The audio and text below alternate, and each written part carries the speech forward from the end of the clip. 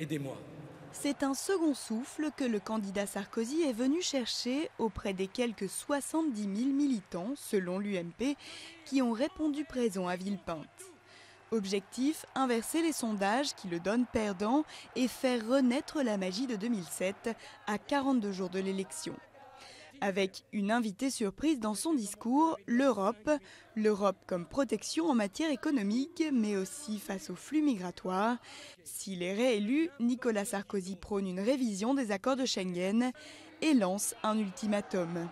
Si je devais constater que dans les 12 mois qui viennent, il n'y avait aucun progrès sérieux dans cette direction, alors la France suspendrait sa participation aux accords de Schengen jusqu'à ce que les négociations aient abouti.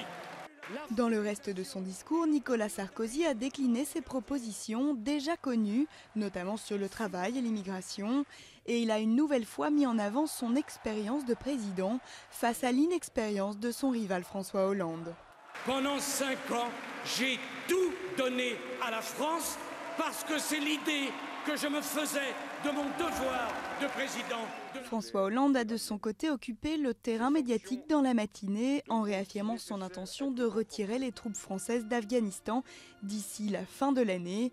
Il a laissé ses porte-paroles réagir au discours de Villepinte. Ce à quoi nous avons assisté aujourd'hui, c'était une très belle scénographie, mais une très belle scénographie qui mettait en scène un très mauvais texte. Les nombreux soutiens de stars comme Gérard Depardieu, Enrico Macias ou encore Bernadette Chirac occulteront peut-être les prises de distance de Ramayad ou l'absence de Jean-Louis Borloo à Villepinte. En tout cas, Nicolas Sarkozy veut y croire et ses partisans aussi.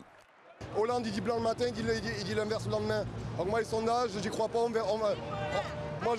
Il gagnera, Sarkozy, difficilement, mais il gagnera. Avec ce grand rendez-vous populaire, Nicolas Sarkozy affronte une semaine décisive avec une nouvelle prestation télévisée lundi soir sur TF1.